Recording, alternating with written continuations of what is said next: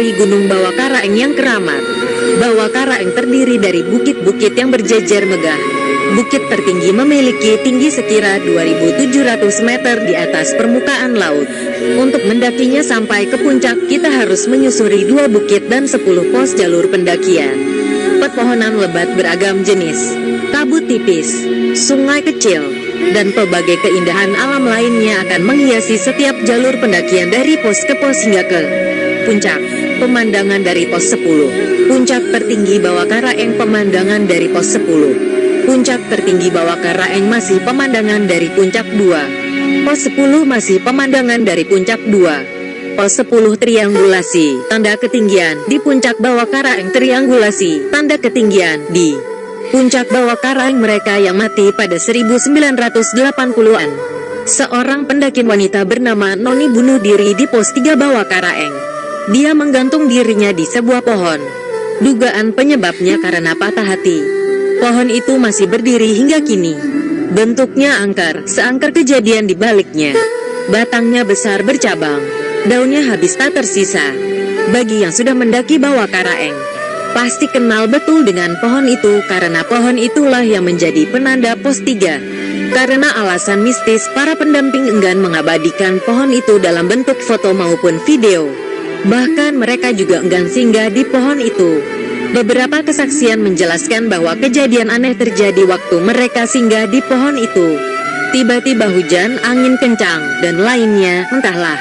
Penulis sendiri tidak terlalu percaya cerita tersebut. Beberapa pendaki juga mati di Bawah Karaeng.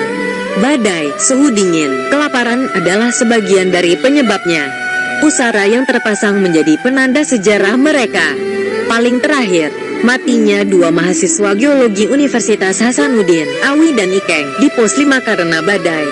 Penulis hanya mendapati pusara Awi. Pemandangan pos 5 yang sering terkena badai. Pemandangan pos 5 yang sering terkena badai longsor yang menimbun pada 2004 silam. Longsor terjadi di salah satu bukit Bawah Karaeng. Bukit itu terlihat jika kita berjalan menurun dari pos 7 menuju pos 8. Seperti gunungan es krim yang sudah digigit akibat longsor. Pos 8 lama yang berbentuk padang luas dengan ilalangnya harus berganti dengan pos 8 baru yang gersang, dekat Telaga Bidadari yang kering kerontang, hanya menyisakan air yang coklat dan kotor. Telaga Bidadari yang kering kerontang, Telaga Bidadari yang kering kerontang. Longsor itu juga menimbun kampung-kampung kecil di lereng Bawah Karaeng, tanpa sisa.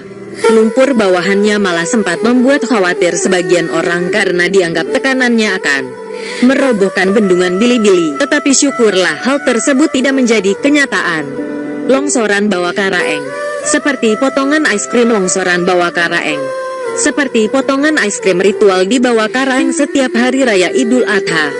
Banyak warga dari berbagai daerah menuju ke puncak Bawah Karaeng untuk melakukan salat Idul Adha dan ritual. Mereka datang sehari sebelum hari raya dan bermalam di puncak dengan bekal dan pakaian seadanya. Beberapa warga yang melakukan ritual tempat tidur warga tempat tidur warga esok subuh. Mereka pun memulai salat Idul Adha dan ritual. Mereka memberikan sesajian-sesajian untuk mencari berkah dan keselamatan. Gula merah untuk mencari manisnya dunia. Kelapa untuk mencari nikmatnya dunia, lilin untuk mencari terangnya dunia, dan sebagainya. Warga yang salat bersama. Sesajian beras dan telur dalam kantung plastik. Warga yang salat bersama. Sesajian beras dan telur dalam kantung plastik. Banyak pendapat yang mengatakan bahwa warga ke puncak Bawah Karaeng untuk melaksanakan ibadah haji. Tapi pendapat tersebut dibantah oleh Tata Rasid, penjaga dan penolong Bawah Karaeng. Tata Rasid menegaskan, yang benar itu warga naik ke puncak untuk lebaran haji, bukan naik haji. Naik haji itu di Mekah. Bagi masyarakat sekitar, gunung ini memiliki arti yang sangat disakralkan. Bahwa artinya mulut dan Karaeng adalah raja atau Tuhan, dan jika digabungkan maka gunung Bawah Karaeng adalah gunung dari mulut raja atau gunung mulut Tuhan, karena dahulu kala gunung ini disebut sebagai tempat pertemuan para wali dalam menyebarkan agama Islam di Sulawesi Selatan. Kepercayaan tersebutlah yang membawa masyarakat setempat hingga dari berbagai daerah menasbihkan gunung ini sebagai gunung sakral, dan setiap tahunnya sejumlah kalangan kerap melakukan sejumlah ritual pada waktu-waktu tertentu. Begitu juga dengan melaksanakan ibadah salat Idul Adha setiap tanggal 10 Zulhijjah dalam kalender Islam. Seperti kisah yang terjadi di hampir setiap gunung di Indonesia. Gunung Bawah Karang juga acap kali menimbulkan kesedihan tak lain karena gunung ini juga kerap kali menelan korban jiwa di kalangan para pendamping. Tidak terhitung jelas sudah berapa banyak korban meninggal di gunung ini, belum lagi dengan sejumlah pendamping yang hilang dan tidak berhasil ditemukan. Gunung Bawah Karang memiliki legenda yang sangat melekat dengan kepercayaan masyarakat setempat. Namun selain itu, gunung ini pun menyimpan kisah mistis yang sudah gitu akrab di kalangan para pendaking dan juga warga setempat yang bermukim di lembah Lembana. Gunung Bawah Karang menyimpan sebuah legenda hantu yang dikenal dengan nama hantu Noni. Bagi masyarakat setempat, Noni adalah sebuah panggilan untuk seorang wanita berparas cantik yang wajahnya seperti bule, wanita Belanda. Menurut kisahnya, Noni adalah seorang wanita yang meninggal dengan cara gantung diri di salah satu pohon yang berada di pos 3 pendakian.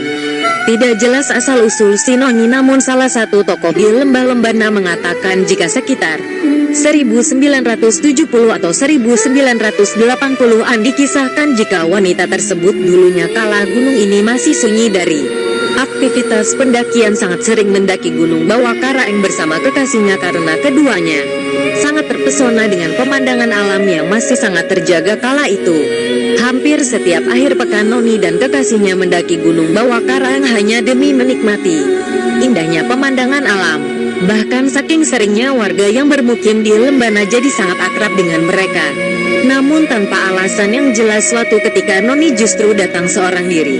Ia terlihat tidak tampak seperti biasanya yang setiap kali ia datang ia selalu penuh dengan senyuman, tawa dan antusias tinggi kala akan mendaki gunung.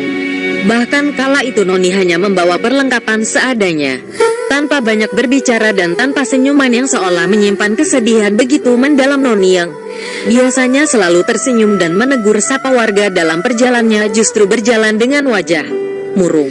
Beberapa hari berjalan, warga yang kala itu merasakan hal aneh pada Noni mulai curiga karena tidak biasanya Noni mendaki gunung sendirian, apalagi sampai beberapa hari lamanya. Tak lama setelah itu, salah seorang warga yang berkebun di sekitar kaki gunung pun mendadak menghebohkan warga Lembana dengan mengatakan Noni meninggal dunia dengan gantung diri di salah satu pohon di pos 3 pendakian. Sontak kematian Noni pun langsung menghebohkan warga yang tinggal di kaki gunung. Sejak kematian Noni, cerita-cerita mistis pun mulai beredar luar. Tidak hanya di masyarakat sekitar tapi juga di kalangan pendamping. Konon kematiannya yang mendadak dan diduga bunuh diri karena sakit hati. Penampakan hantu Noni kerap terlihat. Terlebih lagi, pohon yang menjadi tempat Noni bunuh diri pun masih berdiri kokoh hingga saat ini. Berlangganan di Info Bergerak.